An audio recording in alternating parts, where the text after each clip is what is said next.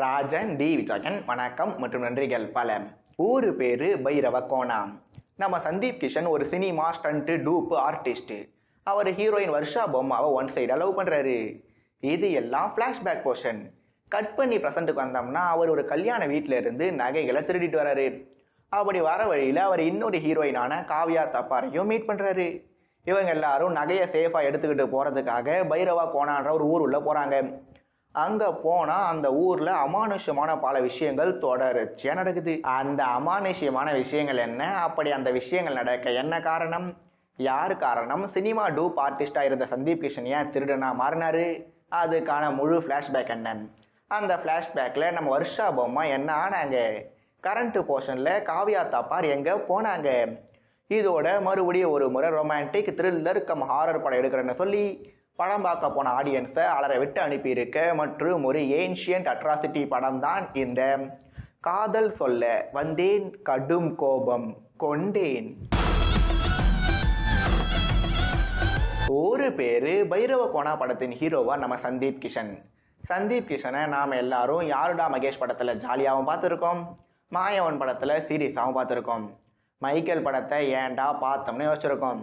But இந்த ஊரு பேர் பைரவ கோணா படத்தை பொறுத்த வரைக்கும் அவர் ஜாலியான மூட்லேயும் இல்லாமல் சீரியஸான டோன்லேயும் போகாமல் ரெண்டுக்கும் நடுவில் ஒரு மீட்டரில் பர்ஃபார்ம் பண்ணியிருந்தார்.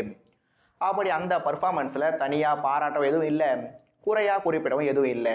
அதனால் இதுவும் அவருக்கு ஒரு படம், அவ்வளவுதான். நெக்ஸ்ட்டு நம்ம காவ்யா தப்பாருக்கு இதுவும் ஒரு கிளாமரான ரோல், ஸ்லைட்லி குறைவான கிளாமர் கொண்ட ரோல். இந்த படத்துலேயே அவங்களுக்கு பெரிய இம்பார்ட்டன்ஸ் எதுவும் இல்லை. அதனால் அதில் என்ன பண்ண முடியுமோ அதை ஓகேன்ற அளவில் பண்ணிட்டு போயிருந்தாங்க.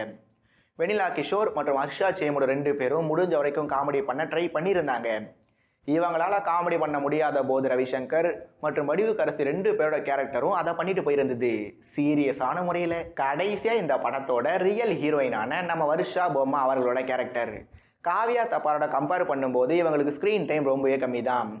பட் இம்பேக்ட் வைஸ் பார்த்தோம்னா இந்த படத்துலையே ஓரளவுக்கு நல்லா எழுதப்பட்ட கேரக்டர் இவங்களோடது தான். அந்த ரோல் இவங்க நீட்டான முறையில் பர்ஃபார்ம் பண்ணி நம்ம மனசுலினுடைய ட்ரை பண்ணியிருந்தாங்க. ஜஸ்ட்டு ட்ரை மட்டும் பண்ணியிருந்தாங்க. படத்தோட ஒளிப்பதிவு, எடிட்டிங், இசை மற்றும் பின்னணி இசை, ஸ்டன்ஸு, கிராஃபிக்ஸ்னு டெக்னிக்கல் விஷயங்களை பொறுத்த வரைக்கும் பாசிட்டிவாக சொல்லவும் எதுவும் இல்லை, நெகட்டிவாக பேசவும் மனசு வரலை. அதனால் நம்ம அப்படியே படத்தோட பாசிட்டிவ்ஸ் பக்கம் நகருவோம். அது என்ன பாசிட்டிவ்ஸ்னு கேட்டால் இந்த படத்துல இருந்து ஸ்பெசிஃபிக்காக பாராட்ட என்கிட்ட பெரிய அளவில் பாயிண்ட் எதுவும் இல்லை. பட் படம் முழுக்க ரெகுலர் இன்டர்வெல்லில் ஒரு சில மோமெண்ட்ஸ் நம்மளை முழுசாக தூங்க விடாமல் பார்த்துட்டு இருந்தது. அதுவே மிக பெரிய பாசிட்டிவ் தான். அப்போ இந்த படத்தோட நெகட்டிவ்ஸ் என்னன்னு கேட்டால் ஒரு நல்ல த்ரில்லர் கம் ஹாரர் படத்துக்கு தேவையான எல்லா ஆஸ்பெக்ட்டுமே இந்த படத்தில் இருந்தது. ஆனால் அதை இவங்க சரியாக யூட்டிலைஸ் பண்ணாமல் எல்லா ஆஸ்பெக்டையும் மேலோட்டமாக கேரி பண்ணி படத்தையும் மதிப்பு குறைவாக மாற்றிருந்தாங்க. உதாரணமாக சந்தீப் கிஷன், வர்ஷா பொம்மா ரெண்டு பேருக்கு நடுவில் இருந்த கனெக்டிங் ஆன் பேப்பரில் ஸ்ட்ராங்கான பாயிண்ட் தான். ஆனால் அதை இவங்க படத்தில் கரெக்டாக ப்ரெசென்ட் பண்ணாமல் ஒரு டிப்பிக்கலான ஒன் சைடு லவ் ஸ்டோரி மாதிரி அதை மாற்றி வச்சுருந்தாங்க.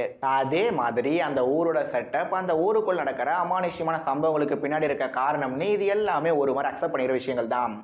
ஆனால் அதை இவங்க மேலே கீழே முன்ன பின்னாடி நரேட் பண்ணி ஒரு மாதிரி நம்மளையும் கன்ஃபியூஸ் பண்ணுறாங்க, அவங்களும் கன்ஃபியூஸ் ஆகியிருந்தாங்க. இதனாலே நமக்குள்ள லாஜிக்கலான கேள்விகளும் தொடர்ச்சி எழுந்துகிட்டே இருக்குது. ஏன்னா ஒரு ஊர், அதில் சில குடும்பங்கள் அந்த ஊரையே காலி பண்ணுறாங்க, இதை எதிர்த்து கேஸ் போடுறாங்க, அதுக்கு சாட்சியாக மண்டை ஓட்டை கொண்டு வராங்க. காசுக்காக நம்ம ஹீரோ சார் கொள்ளை அடிக்கிறாருன்னு இவங்க ஒவ்வொரு முறை சொதப்பும் போதும் இந்த படத்துக்கு எதிரான பாயிண்ட்ஸ் நமக்குள்ளே உருவாகிட்டே தான் இருக்குது. அதனால் ஆக மொத்தம் இந்த ஊர் பேர் பைரவ கோணா சந்தீப் கிஷன் அவர்களோட மைக்கேல் படத்தோட கம்பேர் பண்ணும்போது நல்ல படமாக இருக்கலாம். ஆனால் ஸ்டாண்ட் அலோன் படமாக பார்த்தோம்னா இந்த படம் நல்ல படம் அல்ல, நல்லா வந்திருக்க வேண்டிய படம். படம் தெலுங்கில் மட்டும்தான் ரிலீஸ் ஆகிருக்கு. கையில் காசோ மனசில் தைரியமும் அதிகமாக இருந்தாலோ வாழ்க்கையில் பிரச்சனைன்ற ஒன்று இல்லாமல் இருந்தாலோ இந்த படத்தை நீங்கள் தேட்டருக்கு போய் கண்டிப்பாக பார்க்கலாம். ஏன்னா இந்த படம் மேலே சொன்ன விஷயங்களை குறைக்கவும் செய்யும், அதிகரிக்கவும் செய்யும். ஆனால் எது குறையும் எது அதிகரிக்கும் என்பது யாருக்குமே தெரியாது. மீண்டும் இன்னொரு வீடியோவில் சந்திக்கும் முறை இது ராடிவி ரிவ்யூ. நான் ராஜன் டி விஜய். நன்றிகள் பல மற்றும் வணக்கம்.